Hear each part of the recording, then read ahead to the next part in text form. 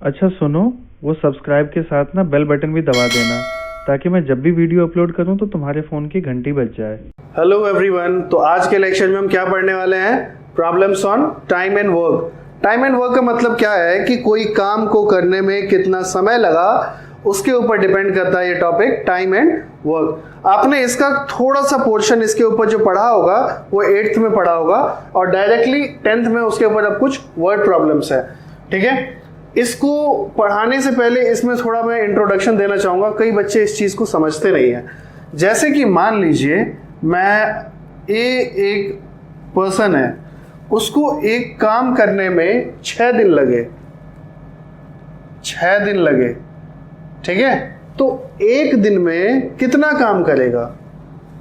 एक दिन में ऑब्वियसली वो उस काम का 1/6 पोर्शन करेगा।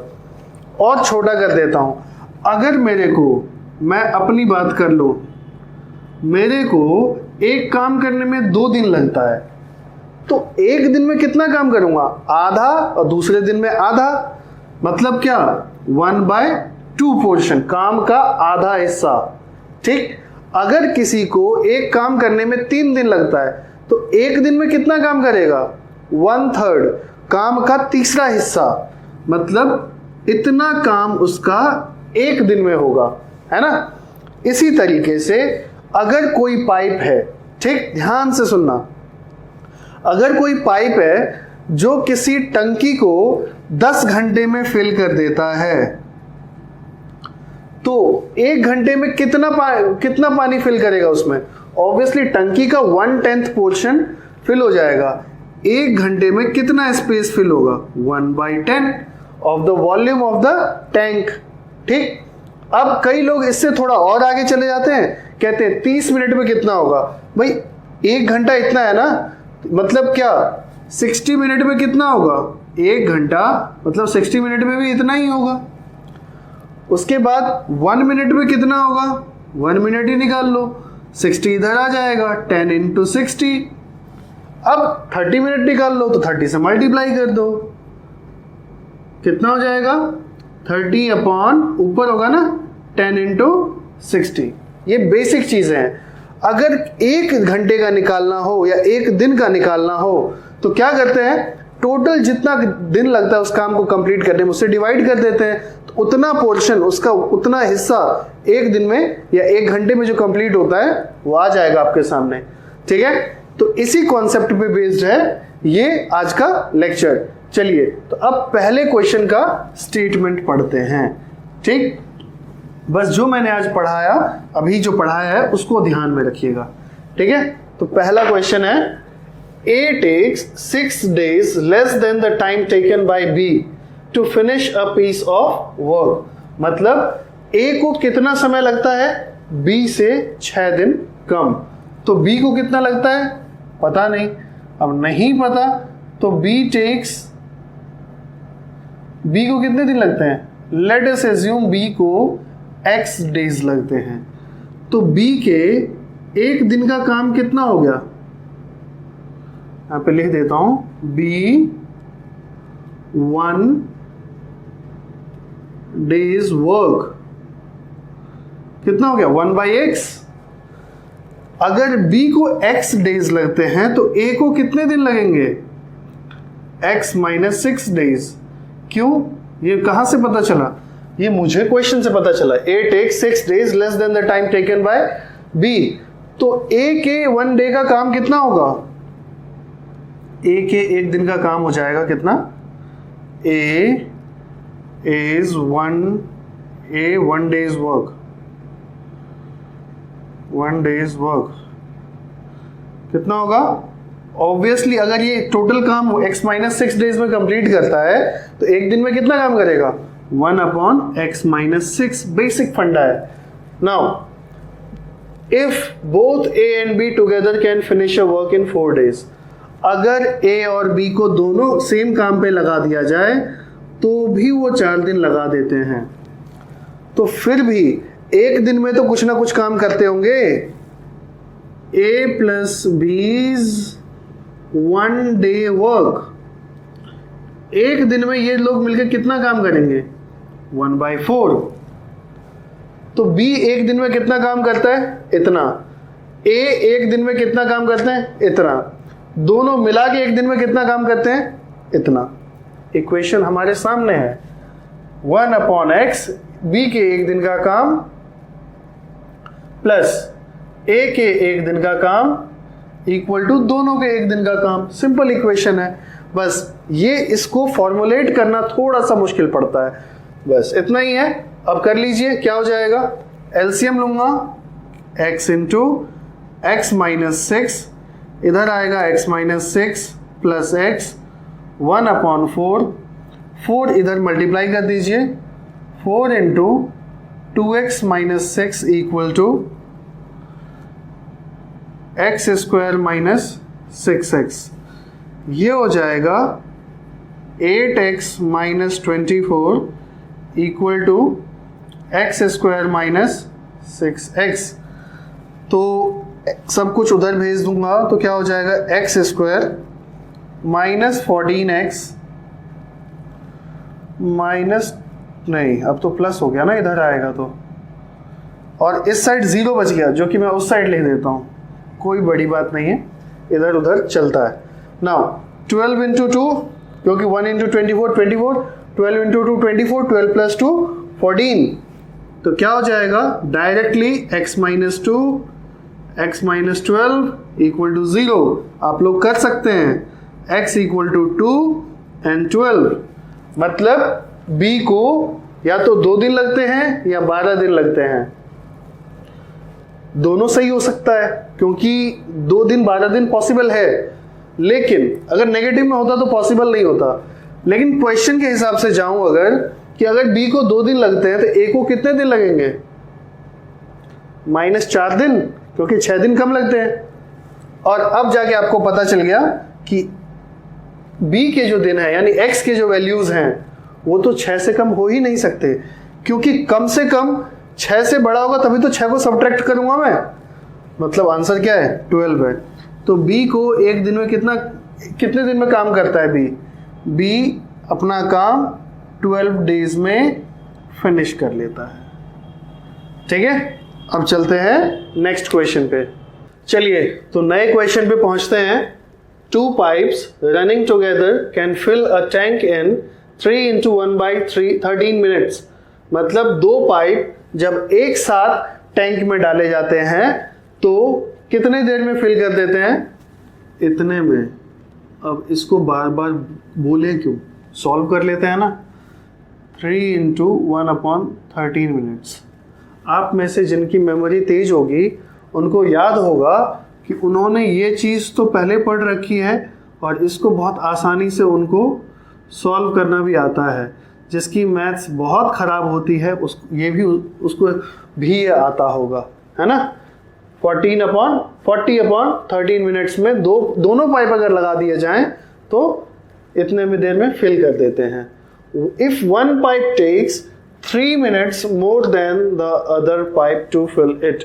लेकिन अगर दोनों को अलग अलग लगाया जाए, ध्यान से सुनना, अगर दोनों को अलग अलग टैंक में डाला जाए तब जो दूसरा पाइप है वो पहले पाइप से 3 मिनट ज्यादा लेता है। ठीक, one pipe takes 3 minutes more than the other. Let the time, जब सब बात मिनट में हो रही है तो मैं भी मिनट में ही लेता हूं। Let the pipe time taken by first pipe be x minutes, then the time taken by other pipe would be what? X plus 3 minutes।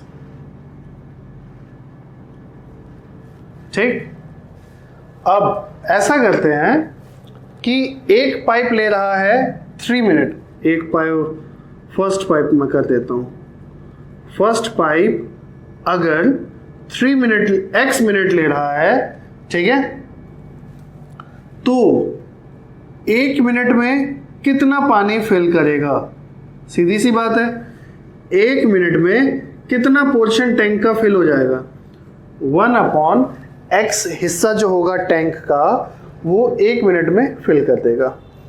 लेकिन जब सेकेंड पाइप की बात आती है तो वो 1 मिनट में कितना करेगा? सिमिलरली 1/x+3 वाला जो हिस्सा होगा वो 1 मिनट में करेगा। ठीक, अब देखिए, जब दोनों पाइप को लगा देते हैं, जब दोनों पाइप को काम पे लगा दिया जाता है तो दे टेक्स 40/13 मिनट्स, है ना? तो दोनों पाइप 1 मिनट में मिलके कितना करेंगे? 1 मिनट में दोनों पाइप कितना करेंगे? 1/40/13। जैसे सबको रेसिप्रोकल किया है, इसको भी कर दो तो ये घूम के ऊपर चले जाएंगे और आंसर हो जाएगा 13/40। जो हिस्सा होगा टैंक का वो 1 मिनट में कवर कर देगा वो दोनों पाइप मिलके। मतलब फर्स्ट पाइप 1 मिनट में इतना पोर्शन कवर कर रहा है, सेकेंड पाइप 1 मिनट में इतना पोर्शन कवर कर रहा है, दोनों पाइप 1 मिनट में इतना कर रहे हैं। तो इसका जितना कवर कर रहा है, ये जितना कवर कर रहा है, दोनों मिला के यही तो होगा। तो बस कर दीजिए 1/x + 1/x+3 = 13/40। एलसीएम क्वेश्चन सब एक ही पैटर्न पे है। आपने पिछले बाकी 3 लेक्चर्स में भी देखा होगा, एक बार जो पकड़ लिया लाइन, उसी लाइन पे सारे क्वेश्चन चलते चले जाते हैं। बस आपको सही से आइडिया लगाने की जरूरत है।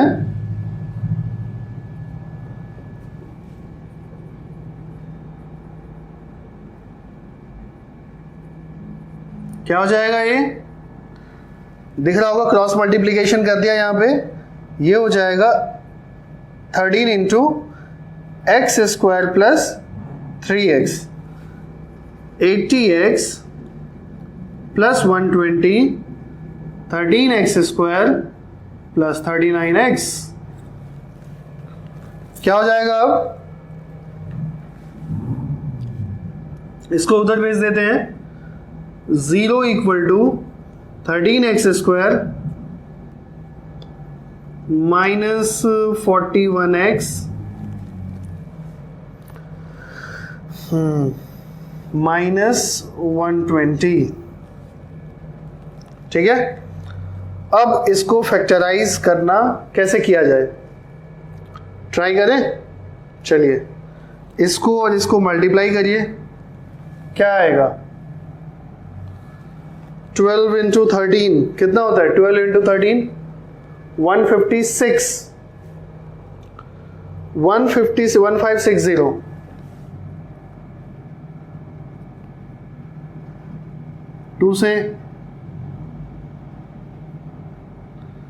2 से फिर 2 से, अब 3 से, अब 5 से,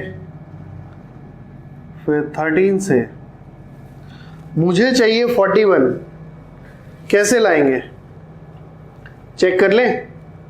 13 × 5 65, 3 × 2 = 6, 2 × 12, 2 × 24, 65 - 24। 13 × 5 65, 3 × 2 6 × 2 12 × 2 24, 65 - 20 45, -4 41। मिल गया हमें? चलिए, इसको मैं रब कर देता हूँ। 65 और 24 का कॉम्बिनेशन बन चुका है, आपको समझ में आ गया है। तो आगे हो जाएगा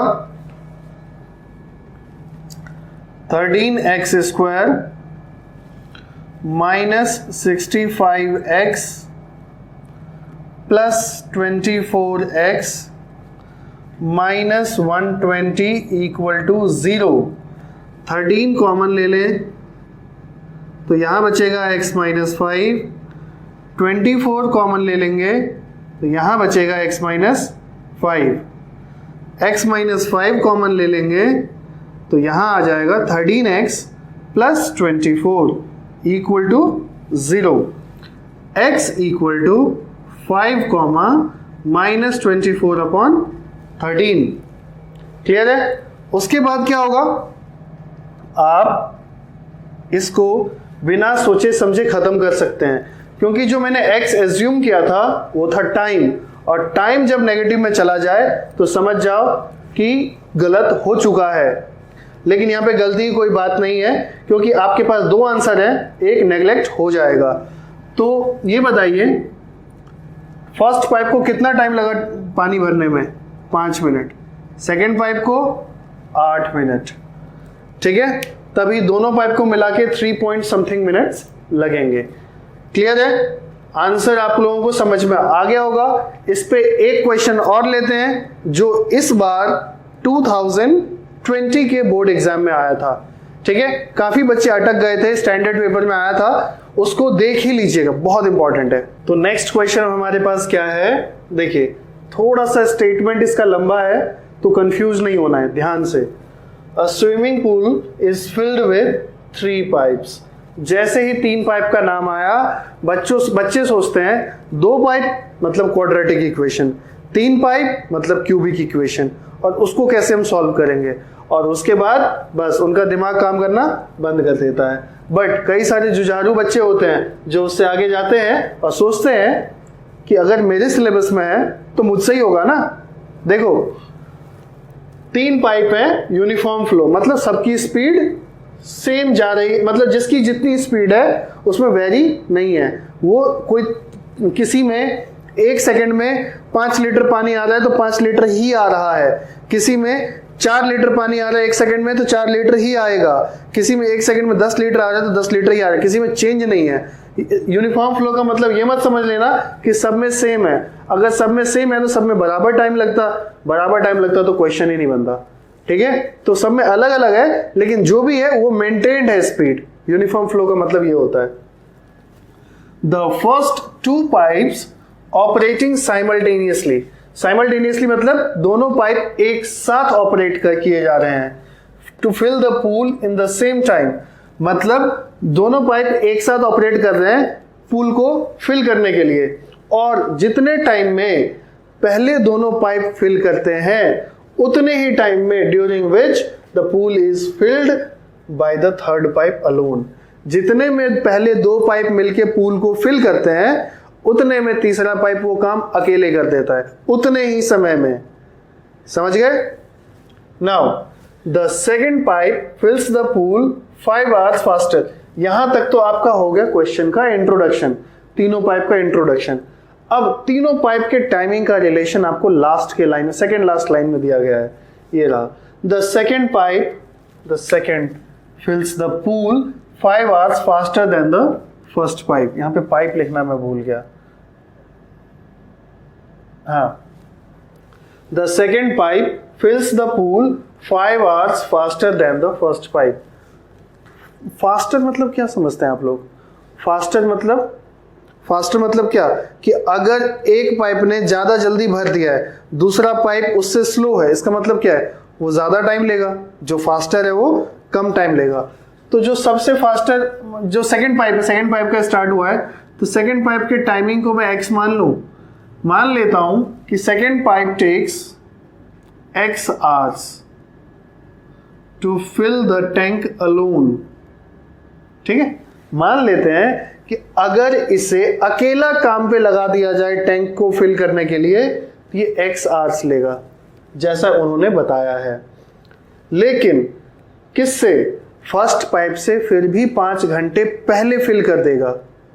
मतलब फर्स्ट पाइप कब करेगा? 5 घंटे बाद। तो फर्स्ट पाइप का टाइमिंग क्या हो जाएगा? इससे 5 घंटे लेट होगा, है ना? तो अगर 5 घंटे लेट होगा तो उसकी टाइमिंग क्या हो जाएगी? Because second pipe is faster than the first pipe by 5 hours, तो सेकेंड पाइप लेट है 5 घंटे, तो इसमें 5 घंटे ऐड कर दीजिए। Simple. And 4 hours slower than the third pipe. लेकिन जो 4 hours कितना भी तेज है सेकेंड पाइप, ये जो सेकेंड पाइप है ये कितना भी तेज है, 4 hours क्या कहते हैं 4 hours स्लोअर है किससे, थर्ड पाइप से। जो थर्ड पाइप है उससे कितना स्लोअर है, 4 hours। मतलब अगर ये 4 hours स्लोअर है, इसका मतलब इससे भी 4 घंटे पहले थर्ड पाइप काम कर देगा। मतलब x माइनस 4 hours। ये समझ में आना जरूरी है कि कौन कितना समय ले रहा है। इस लाइन में क्वेश्चन का सॉल्यूशन छुपा हुआ था और मैंने वो निकाल के यहां रख दिया आपके सामने।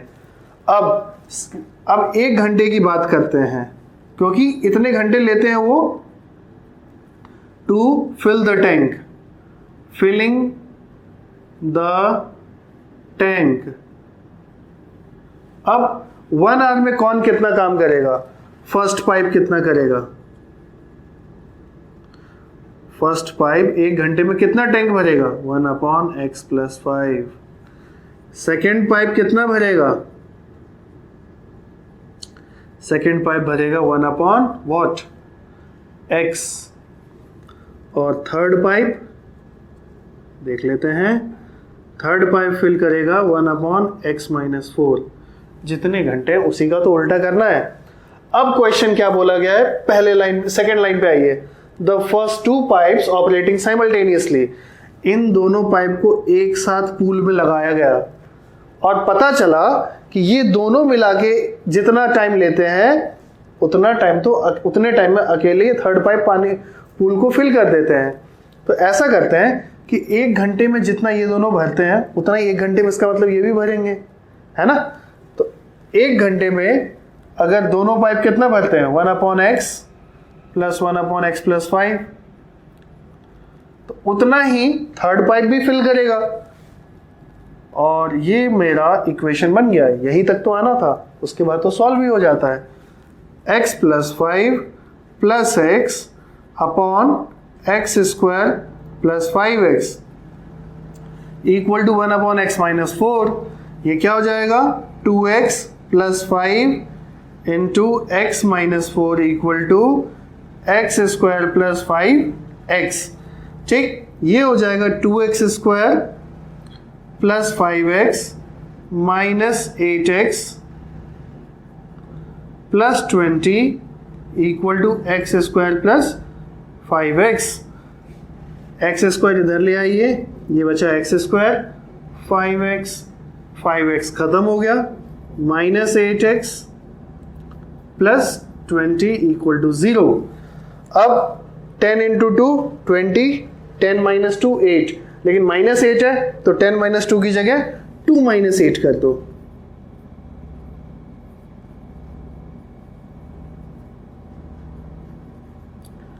Equal to 0। यहां पे -20 होगा, 5 × -4। अच्छा हुआ गलती मैंने यहीं पकड़ ली, ना तो क्वेश्चन पूरा गलत हो जाता। ठीक, अब देखिए क्या हो जाएगा, x कॉमन ले लीजिए, x - 10 और यहां से 2 कॉमन ले लीजिए, x - 10 equal to 0। x + 2 into x - 10 equal to 0। x equal to -2, 10। कुछ ज़्यादा बताने की ज़रूरत नहीं है मुझे, नेगेटिव वाला कभी भी समय नहीं हो सकता। x equal to 10 hours. Second pipe कितना टाइम लेता है, सेकेंड पाइप लेता है 10 घंटे, उससे फर्स्ट पाइप कितना लेता है, 15 घंटे, लेकिन थर्ड पाइप 6 घंटे में काम खत्म कर देता है। ठीक है, और इस तरीके से ये भयानक दिखने वाला क्वेश्चन भी खत्म हो गया। लेकिन हाँ, इसका जो लैंग्वेज है ना थोड़ा सा घुमावदार है, इसको बार बार प्रैक्टिस करना। ये इस बार के बोर्ड एग्जाम्स में भी आया था। कई बच्चे जो अपना पेपर 2 घंटे में करके बैठ गए थे, 1 घंटा इस क्वेश्चन में लगाया, तब जाके कुछ डिकोड कर पाए थे। मेरे स्टूडेंट्स बता रहे थे कि सर मुझे 1 घंटा इस क्वेश्चन में अटक गया, बट मैं कर नहीं पाया। और था क्या, देख लीजिए, बस स्टेटमेंट को डिकोड करना होता है कि क्या लिखा है उसमें, ठीक है। और बस उसको एक बार मैंने लिख दिया, क्वेश्चन आराम से हो गया। तो इसको अच्छे से कर लीजिएगा। मिलते हैं नेक्स्ट लेक्चर में क्वाड्रेटिक इक्वेशन के। तब तक के लिए थैंक यू। बाकी वीडियोस देखते रहिए। बाय।